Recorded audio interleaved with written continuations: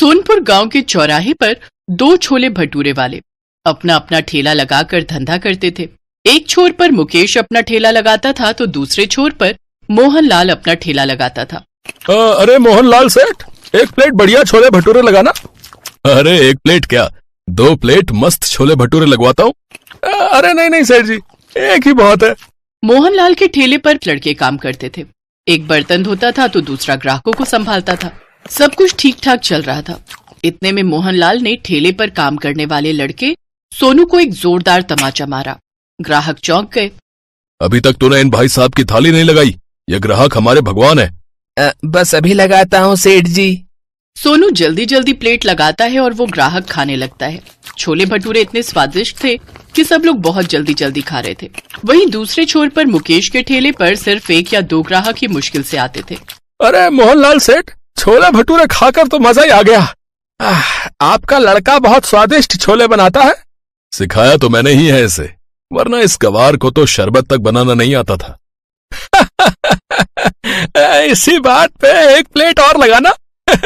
देखा, मैंने आपसे पहले ही कहा था कि आप 2 प्लेट लगवाओ, पर आपने मेरी बात मानी ही नहीं। मुझे भी 1 प्लेट और लगाना। सोनू छोले भटूरे की बहुत सारी प्लेटें लगाना शुरू कर देता है, लेकिन तभी मोहनलाल सेठ उसे फिर से एक जोरदार तमाचा मारता है। अब मैंने क्या किया सेठ जी?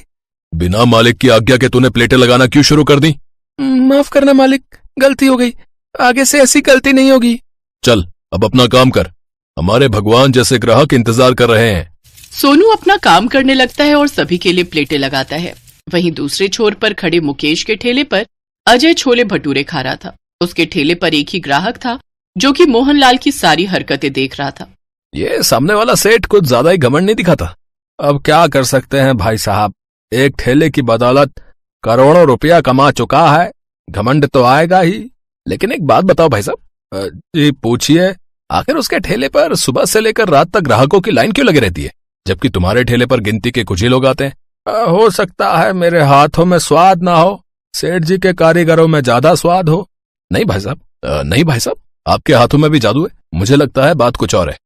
तो इस तरह से मुकेश थोड़ा बहुत ही कमा पाता था और मोहनलाल हजारों रुपए हर दिन कमाता था। वहीं मुकेश का धंधा इतना मंदा पड़ गया कि उसकी दुकान बंद होने की नौबत आ गई। एक दिन एक बूढ़ा भिखारी मोहनलाल के ठेले पर आता है। सेठ जी, सुबह से कुछ नहीं खाया है, इस गरीब को कुछ खिला दो।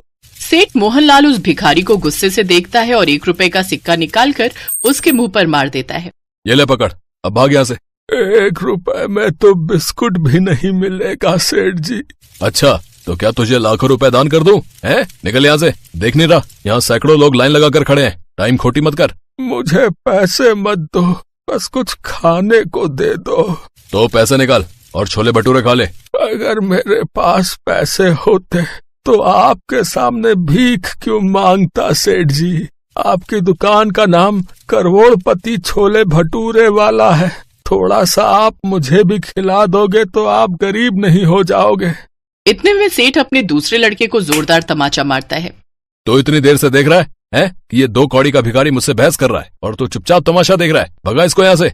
वो लड़का भिखारी के पास जाता है और चुपके से उसके कान में बोलता है, बाबा आप यहाँ से चले जाओ, वरना आपके चक्कर में मेरी नौकरी चली जाएगी। वैसे भी आजकल बेरोजगारी इतनी है कि नया काम मिलना बहुत मुश्किल हो गया है। मैं अपने सेठ की तरफ से आपसे माफी मांगता हूँ बाबा। कोई बात नहीं बेटा, तुम सब लड़के एक दिन बहुत तरक्की करोगे। तुम लोगों की वजह से ही तुम्हारा सेठ करोड़पति बना है। खैर मैं चलता हूँ। वो भिखारी वहाँ से सीधा मुकेश के ठेले पर चला जाता है। मुकेश जल्दी से 1 प्लेट छोले भटूरे लगाता है और उस भिखारी को बड़े ही प्यार से खिलाता है। भगवान करे तेरा धंधा खूब फले फूले। अब बाबा अभी तो मेरी बोहनी तक नहीं हुई है, पैसे तो नहीं है, पर अगर आपको भूख लगी है तो आप छोले भटूरे खा लीजिए। ठीक है बेटा।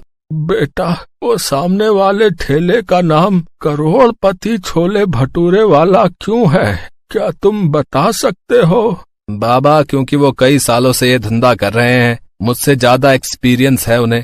उन्होंने करोड़ों कमा लिए हैं, इसीलिए लोग उन्हें करोड़पति छोले भटूरे वाला कहने लगे। तब से उन्होंने अपनी दुकान का नाम करोड़पति छोले भटूरे वाला रख लिया। पर सही मायने में तुमसे बड़ा करोड़पति कोई नहीं है बेटा।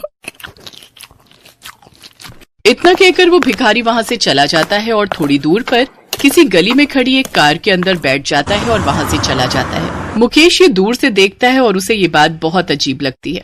अजीब है, गाड़ी है तो फिर खाने का भीख क्यों मांग रहा था? तभी मोहनलाल मुकेश को टॉन्ट मारने लगा। क्यों रे मुकेश, चूना लगाकर चला गया ना? कितनी बार कहा है तुझे कि यहाँ से ठेला लेकर चला जा।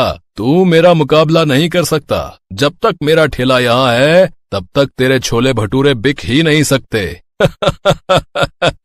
मोहनलाल हर रोज ऐसे ही मुकेश को टॉन्ट मारता था। मुकेश को बहुत बुरा भी लगता था, लेकिन वो बेचारा भी क्या ही करता, घर की जिम्मेदारी थी उस पर। हाँ मोहनलाल भाई, तुम भी सुना लो, लेकिन याद रखना सबका दिन आता है। तेरा तो दिन कब का ढल चुका है रे, अब अंधेरा ही अंधेरा है। मुकेश दुखी हो गया। मुकेश भटूरे तलने के लिए अच्छे तेल का भी इस्तेमाल करता था और यही करते करते वो गरीब होता जा रहा था। एक दिन मुकेश की बीवी ने उसे कह दिया, सुनो बहुत हो गया, अब मैं ऐसे नहीं रह सकती। छोले भटूरे बिकते नहीं तो क्यों जाते हो बार बार? घर में राशन नहीं है, हम क्या भूखे मरेंगे? आज अगर राशन नहीं लाए तो मैं ये घर छोड़कर चली जाऊंगी। मुकेश ठेला लेकर उसी जगह पर चला गया, लेकिन उसका एक प्लेट भी छोला भटूरा नहीं बिका। दोपहर को वो मोहनलाल के पास पैसे उधार लेने चला गया। मोहनलाल भाई, कुछ पैसे उधार दोगे? मैं बहुत जल्दी लौटा दूंगा। आ गया ना औकात पर। अरे जा भाग यहाँ से, मैं अपने सगे बाप को भी उधार नहीं देता, तुझे क्या दूंगा? मुकेश का मोहनलाल ने बहुत अपमान किया। मुकेश अब हौसला खो चुका था। तभी वहाँ वो गाड़ी आकर रुकी। उस दिन वो भिखारी जिस गाड़ी में बैठकर चला गया था, उस गाड़ी से एक सेठ बाहर निकला। वो सेठ सूट बूट में था। उसे देखकर ही लग रहा था कि वो सिर्फ करोड़पति नहीं, अरबपति है। मोहनलाल ने सोचा कि वो अमीर सेठ उसी के ठेले पर आ रहे थे, लेकिन वो सेठ मुकेश के पास चले गए। पहचान रहे हो मुझे? मैं वही हूँ जो उस दिन भिखारी के रूप में आया था। अरे हाँ, आप तो बड़े साहब निकले, लेकिन मेरे पास क्यों आए हो सेठ? और उस दिन वो भिखारी बन के? बताता हूँ।